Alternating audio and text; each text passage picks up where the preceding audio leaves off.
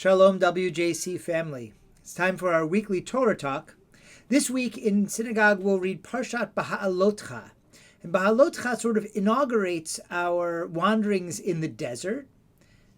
But the truth is, most of the time that we were wandering in the desert, quote unquote, we were actually camped in the desert. And when we would camp, we would set up the tabernacle.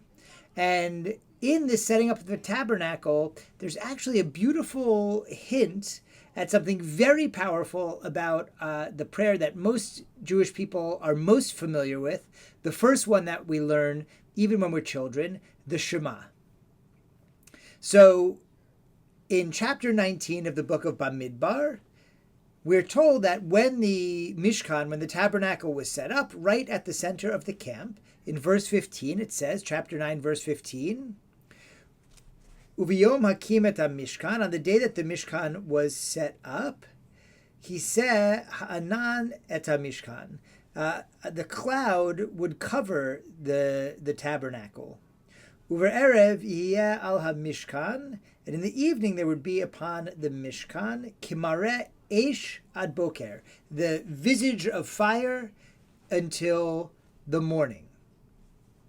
So all day there's a pillar of cloud going up from the tabernacle, all night a pillar of fire.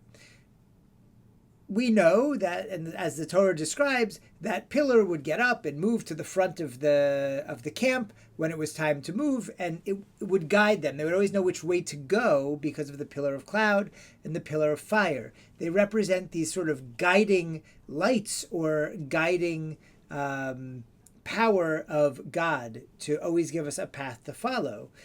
So Rav Shlomo Zevin had a beautiful drash on this, a beautiful take on this.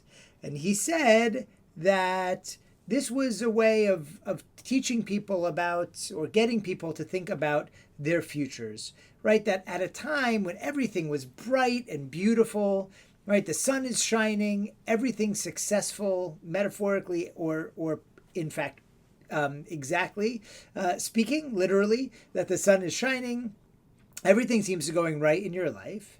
And you should be aware that at some point the clouds will come and they will blot out that sun, and that nothing stays perfect forever, and that difficult times, challenges will appear, and that we should be grateful for the good times that we have and prepare for the times when they are not as good.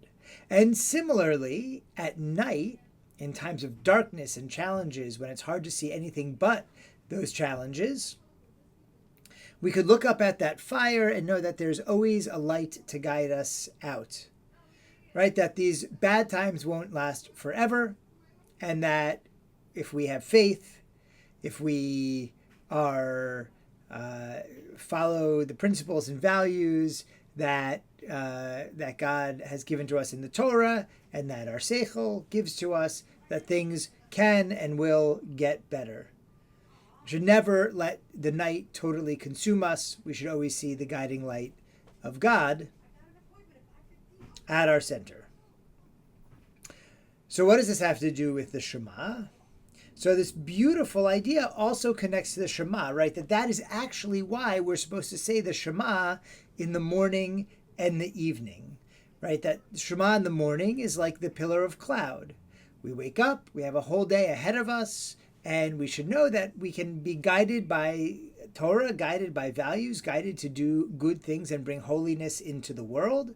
And sometimes that cloud is going to blot out the sunshine, and the day might be hard, but that in the end, Adonai Echad, right? Shema Yisrael, Adonai Eloheinu, Adonai Echad, that there is one God guiding us, and that same God, before we go to bed at night, we say the Shema to remind us that, nights are scary, nights can be difficult, and that ultimately we may feel that darkness, but our faith in that Echad, in our God, can get us through the nights and the darkest times, and that there's always another dawn on the other side. I just love this idea of the Shema, not only being, we say the Shema is a prayer of faith that we say twice a day, We believe in Adonai Eloheinu, and we believe that Adonai is one.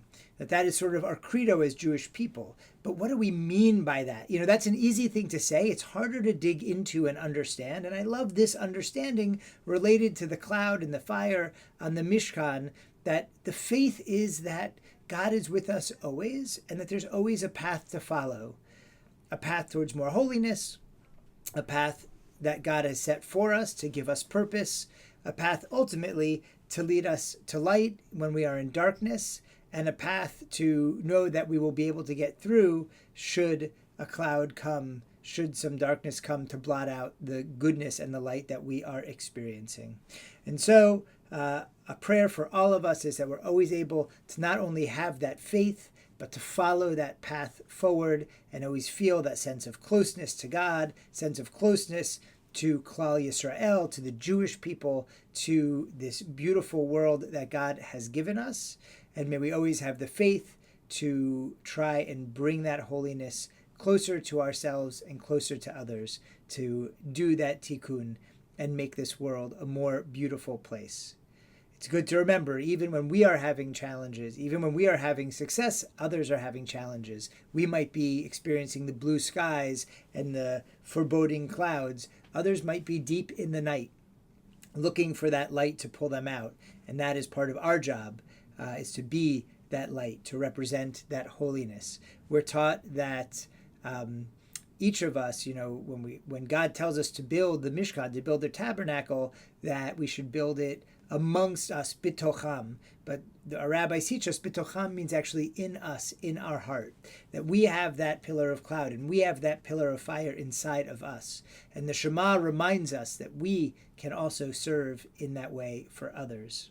And as part of our purpose and part of our mission, all of that tied beautifully up in those simple words, Shema Yisrael, Adonai Eloheinu, Adonai Echad. 6 simple words with layers and layers of meaning about who we are, how we relate to God, and ultimately who we should be, who we can be to give us purpose in the world for others and for ourselves. May we have a beautiful path ahead and a beautiful Shabbat ahead. Shabbat Shalom.